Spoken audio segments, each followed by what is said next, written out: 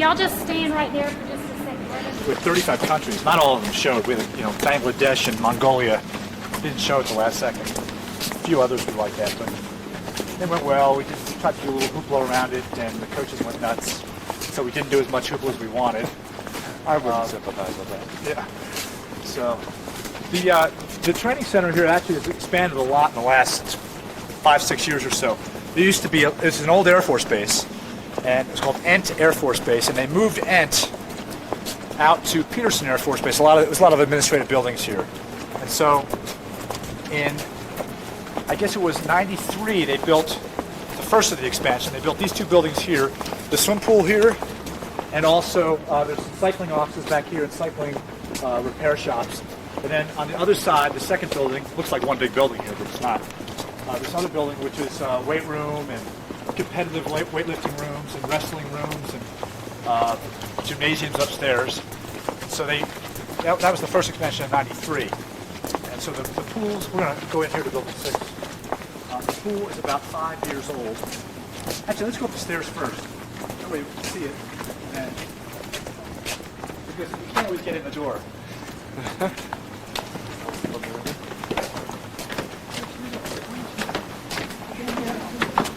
We use this building, NSSA homes. So I don't have access on car access.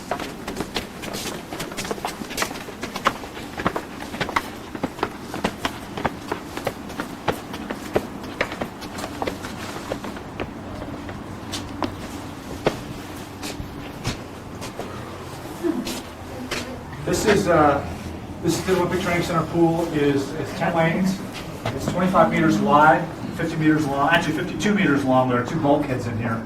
Each bulkhead is 1 meter, so it's 50 meters total. There's a catwalk, which is often used by coaches to come down and look and see a stroke, things like that. As you can see, behind each lane down there at the other end of the pool, there's a clock which they can, the Colorado timing system, they can have different workouts for each lane and program everything in. Actually, John T. Skinner, who's the head coach, who is sitting on the left side of the pool over here, just looking around right now, at the other end of the pool. John T. will schedule workouts for each lane, very, very scientific in the way he operates. And so the rest is already programmed in. And so if they're going to do 10 times 1 lap, 10 times 50 meters, on 50 seconds, well, then it'll recycle the clock will recycle every 50 seconds. And then if they're going to have a 1 minute rest, well, that rest will be right to the clock. And so everything's very structured and organized as far as the workout's concerned. The yellow track that you see on the side of the yellow sticks coming up, there is a camera that is embedded in the wall. Actually, we call it the track camera. And that's one of the reasons why the flume has gotten a little obsolete, because that camera is operated manually from one of the rooms under lane 7, under the scoreboard under 7 and 8 down there. And they can actually track that camera along and watch you swim a 200-meter race or a 500-yard race or a 400-meter race, whatever the length of the race is. They can actually watch you swim that entire distance. And they'll follow you into the turns and watch you come off the turns. And in addition to that camera, there are also 3 other cameras underwater, and there are 5 or maybe 6 cameras above water that are just stationed around.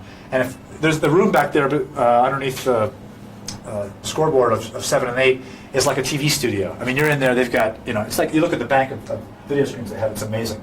We'll try to get in there. I'm not sure if the door is locked, we may have to ring the bell. So, what else can I tell you about? Who's working out right now? This is the resident team. And who's on there? Who would we? Can you name some names? Let's see. I'm looking right here. This is Taylor Bendel. Here is in lane 7. She's from the University of Michigan. Just joined the resident team. I think this is Jared here. This is Jared Schrader here in lane 5, right in front of us. Just push off the wall. Dan Phillips is in lane 6 here.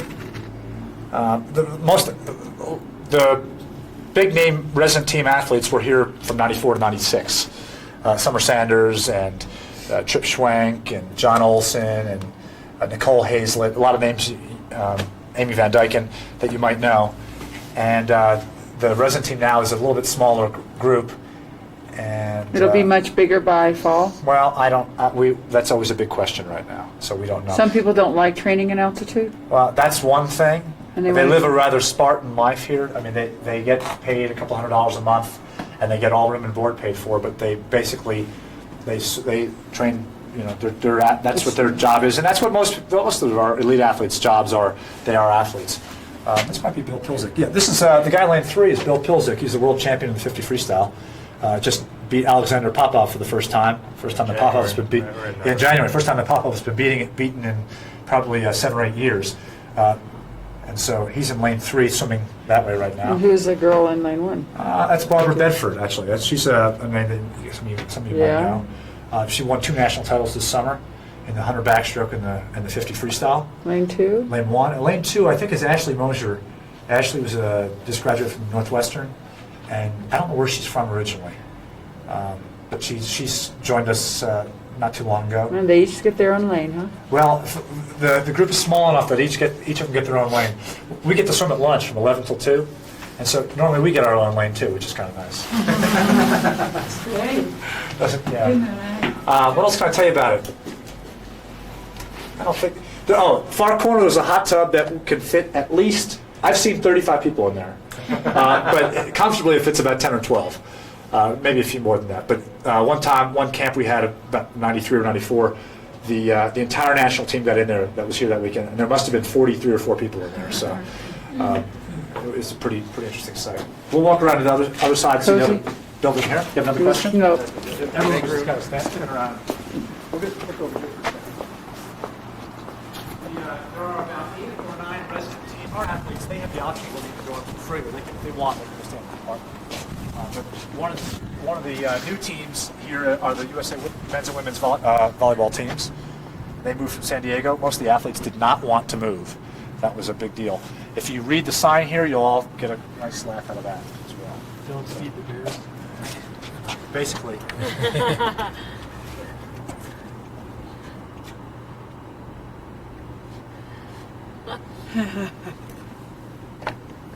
I'll tell you, one night we had the national team up here, and this was in 94, and they were playing game. There was a huge tour, it was in the summer, and there was a huge tour coming around. Like in the summer, the tours are 50 to 100 people sometimes. They're monstrous.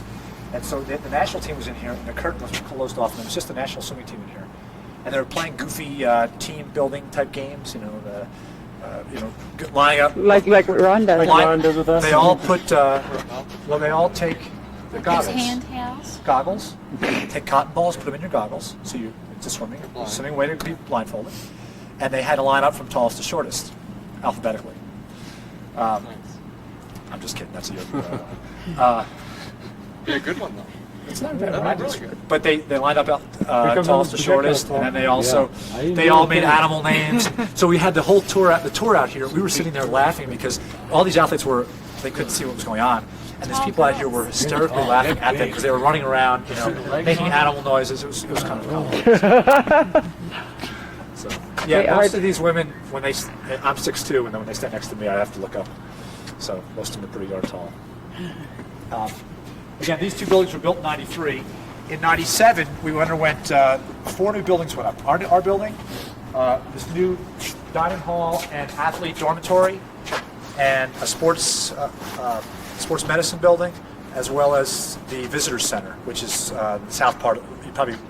If you've driven, you saw that as you came in. And there's sometimes a flame was the flame lit?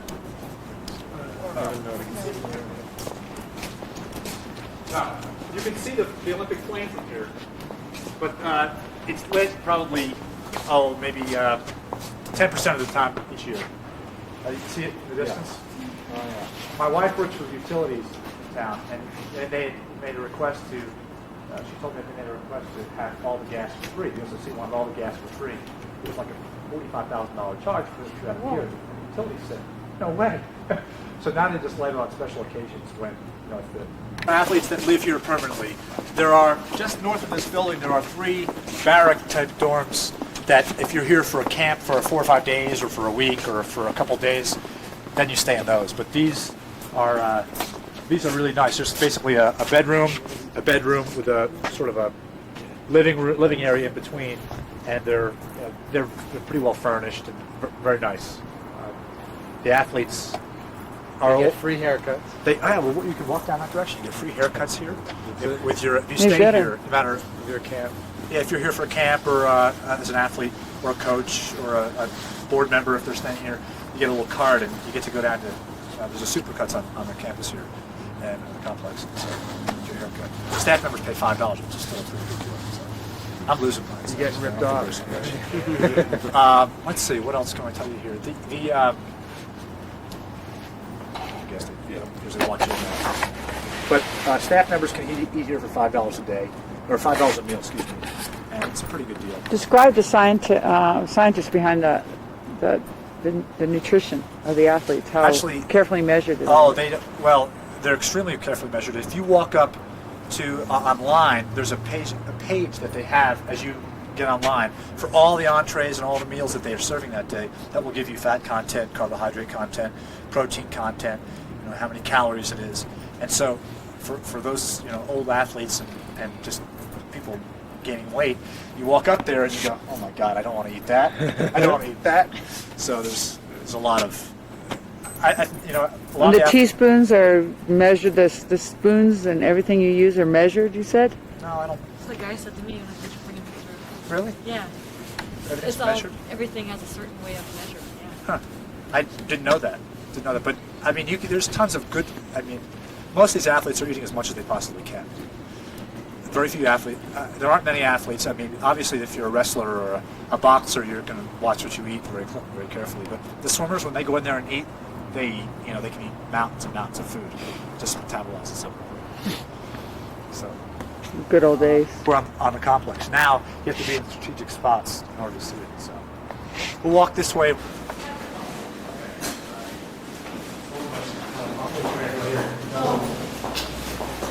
Someone hold on.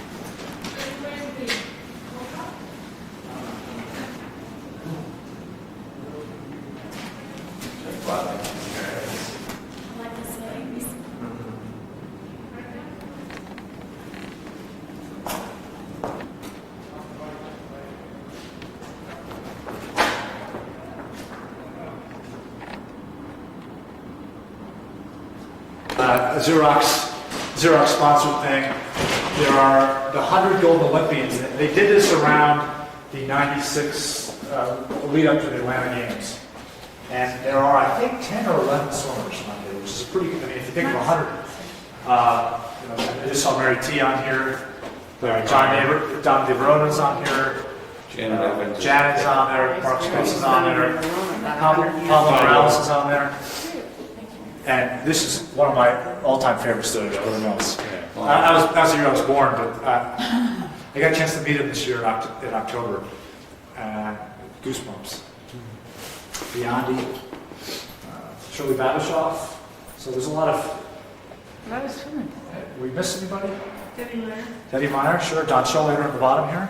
Down here. I think that might be it. These are individual gold medals, right? Not relay. Yes. Tracy Calkins. Tracy Calkins, John Neighbors over here. I just saw John there. So it's a pretty, amazing group. This hallway here is, or this lobby is new. But the inside of this building is old, but it attaches to the sports medicine